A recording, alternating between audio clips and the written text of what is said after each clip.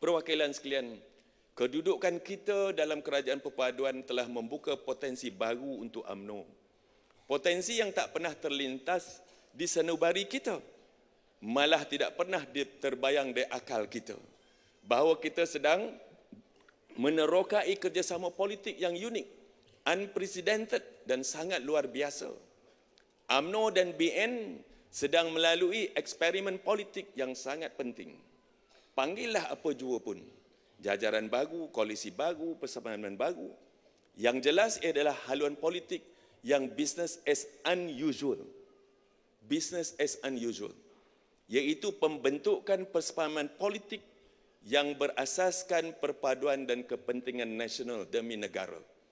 Jika selama berpuluh tahun UMNO telah terbiasa dengan persamaan politik to rule, namun trend yang kita lalui hari ini ialah to unite and to govern. Kita mesti melihat kemunculan politik kerjasama dan muhibah, politik perpaduan dan politik permufakatan. Parti yang berseteru berpuluh tahun tidak lagi menjadikan fahaman mereka yang sangat diverse dan berlainan itu sebagai halangan untuk memajukan negara. Mereka yang selama ini dirasakan janggal untuk bekerjasama sebagai political partners tidak lagi canggung untuk duduk bersama dan memeta jalan ke hadapan untuk negara ini. Pandangan saya ialah UMNO mesti meneroka jalan baru ini. Jalan yang lebih progresif, pendekatan yang lebih moden, lebih kontemporari. Bekerja sama dengan new partners with different perspectives demi sebuah negara yang berkemajuan, aman, damai dan stabil. Maknanya kita mesti bergerak ke depan dari titik ini, membuka ruang untuk bekerja sama.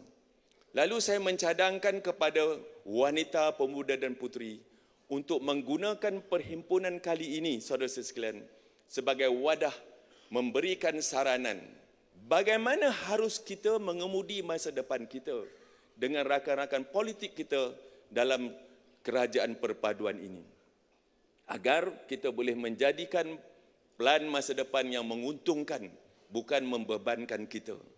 Masa depan yang akan mengembalikan pengaruh UMNO dan wibawa UMNO sebagai parti politik yang bersedia untuk berubah dan merubah, yang bersedia untuk berhadapan dengan politik yang disruptif dalam dekad yang sangat mencabar ini. UMNO perlu meninggalkan politik yang jumud dan menjarakkan diri dari pemikiran politik yang sempit. Namun, ini semua tidak sekali bermakna kita lunak dengan pendirian kita tentang Melayu dan Islam. Ingat, kita mesti ingat, jangan lupa, DNA UMNO ialah nasionalisme Melayu dan Islam. Ia adalah jati diri yang sama sekali tidak akan kendur. Kita parti nasionalis, mempertahankan Melayu dan Islam itu perjuangan kita. Kerana itu jugalah kita dipanggil sebagai asabiah selama berpuluh tahun oleh parti tertentu. Kita dilabel parti kesukuan dan perkauman fanatik. Sekarang hanya kerana haluan politik kita berbeza, kita difitnah pula membelakangkan Melayu dan Islam. Hanya kerana duduk dalam kerajaan yang di dalamnya ada parti-parti lain, tidak bermakna kita membuang agama dan membuang Melayu. Jawapannya, saudara sekalian, tidak sama sekali. InsyaAllah, UMNO akan memperjuangkan Islam dan Melayu dalam kerangka hubbul watan yang lebih sederhana dan lebih menghargai kepelbagaian Malaysia. Dengan unit politik dan sosialnya yang beraneka agama, kaum dan etnik serta budaya. Jadi matikanlah segala keraguan tentang ketegasan pendirian UMNO untuk bangsa Melayu dan Islam ini. Kesimpulannya, kita tidak akan mundur ke belakang lagi. Kita akan terus maju ke depan. Kita pro pembangunan, kita mencintai perpaduan dan kita memilih kestabilan dan kemakmuran. Itulah yang menjadi sebagai kita punya tagline di Melaka, di Johor dan dalam PRU ke-15. Kestabilan demi kemakmuran. UMNO pro kemajuan, pro pembaharuan dan pro demokrasi.